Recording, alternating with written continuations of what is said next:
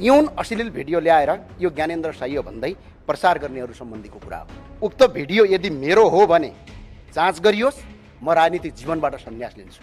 यदि त्यो भिडियो मेरो होइन, गलत सूचना गरियो भने प्रहरीले कारवाही किन गरेका छैन, सरकारले त्यस्ता व्यक्तिलाई कारवाही किन गरेको छैन, यसको जवाब माग्छु। प्रतिपक्षले प्रश्न गर्ने बित्तिकै दुईटा जवाब आउँछन्, एउटा केपी ओलीको कार्यकर्ता, अर्को सरकारलाई काम गर्न दिएन। म अपिल गर्न चाहन्छु, पहिलो कुरा हामी केपी शर्मा ओलीका पार्टीका कार्यकर्ता होइनौँ। अहिले सरकार सम्हालेकाहरू भन्दा उमेरले सानो भए पनि म राजनीतिमा तपाईँहरूभन्दा पुरानो हो। आज यो संसदमा म आफैलाई अग्नि परीक्षा दिन उभिएको छु। यो मेरो मात्र समस्या होइन, नेपालका धेरै मान्छेको समस्या हो। नेपालका प्रथम प्रधानमन्त्री भीमसेन थापाले गलत र भ्रात्मक सूचनाका कारणले आफैले पीडादायी घाँटी रेटिएर सेरिएर आत्मदाह गरेको इतिहास नेपाली राजनीतिको इतिहास छ। आज त्यस्तै अवस्था म माथि आइपरेको छु। खाइ नपाई छालाको टोपी लाई भन्ने उखान चरितार्थ भएको छ। सम्माननीय सभामुख महोदय, आज म माथि गम्भीर किसिमका आरोपहरू लागेका छन्। रक्सी खाएर जे मन लाग्यो त्यही बोल्यो, अश्लील भिडियोहरू आए भन्ने आरोप लगाइएका छन्। सम्माननीय सभामुख महोदय, म सिङ्गो देशलाई साँची राखेर यो संसदको रोस्टममा उभिएर प्रतिनिधि सभाको एक सांसदका हैसियतले सम्माननीय सभामुख र सिङ्गो संसदसम्म अपिल गर्न चाहन्छु। यही संसदमा स्वास्थ्य विभाग छ, स्वास्थ्य कर्मी सहितको टोली छ र टोली राखियोस्।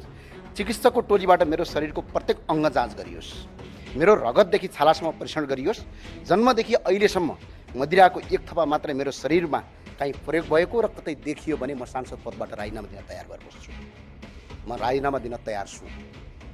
होइन भने यही संसदका सदस्यहरूले अल्गोरिदम फैलाउँदै, भरम फैलाउँदै आरोप गर्नेहरूको पनि स्वास्थ्य परीक्षण गरियोस्। म यो अपिल गर्न चाहन्छु।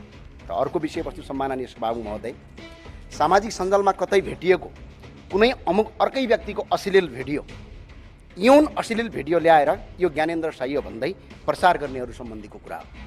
म यस संसदको रोस्टोमा उभिएर भन्न चाहन्छु, सम्माननीय सभामुख महोदय, म तपाईँको संसदको सदस्य हो। संसदको गरिमा र मर्यादा कायम राख्नु मेरो कर्तव्य हो। तपाईँ मेरो अभिभावक हुनुहुन्छ, म तपाईँको सदस्य हुँ। उक्त भिडियो यदि मेरो हो भने जाँच गरियोस्, म राजनीतिक जीवनबाट सन्यास लिन्छु। यदि त्यो भिडियो मेरो होइन, गलत सूचना गरियो भने प्रहरीले कारवाही किन गरेका छैन, सरकारले त्यस्ता व्यक्तिलाई कारवाही किन गरेको छैन, यसको जवाब माग्छु। किनभने प्रहरीलाई हामीले निवेदन दिइसकेका छौँ। सम्माननीय सभामुख महोदय, तपाईँ हाम्रो अभिभावक हुनुहुन्छ। यसै गरी हुँदै नभएको अमुक व्यक्तिको अश्लील यौन भिडियो ल्याएर तपाईँको भन्दै भिडियो सामाजिक सञ्जालमा प्रचार गरियो भने सोच्नुहोस्, तपाईँको श्रीमतीले तपाईँलाई कसरी हेर्नुहुन्छ?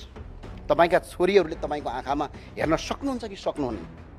यदि तपाईँका दिदीबहिनीहरू तपाईँहरूको माइती आउन सक्छन् कि सक्दैनन्? तपाईँका छरछिमेकले तपाईँलाई कसरी हेर्छन्?